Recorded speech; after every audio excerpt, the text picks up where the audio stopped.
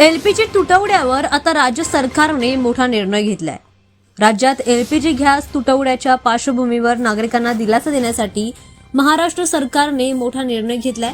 आता निवडक petrol पंपांवर kerosene विक्रीसाठी उपलब्ध करून दिलं जात आहे। दरम्यान ही घोषणा अन्न आणि नागरी पुरवठा मंत्री छगन भुजबळ यांनी केली आहे। राज्यात सध्या गॅस सिलेंडर मिळण्यात अडचणी येत आहेत आणि अनेक ठिकाणी नागरिकांना रांगा लागाव्या लागत आहेत। या परिस्थितीमध्ये पर्यायी इंधन म्हणून केरोसिनचा वापर करावा, यासाठी सरकारने हा निर्णय घेतलाय। भुजबळ यांनी सांगितलंय की राज्यात केरोसिनचा पुरेसा साठा उपलब्ध आहे आणि त्यामुळेच बीपीसीएल, एचपीसीएल आणि आयसोसीएल सारख्या तेल कंपन्यांच्या पेट्रोल पंपांवर केरोसिन उपलब्ध करून देण्यात येईल आणि यामुळे भेसळ देखील रोखण्यासाठी मोठी मदत होईल।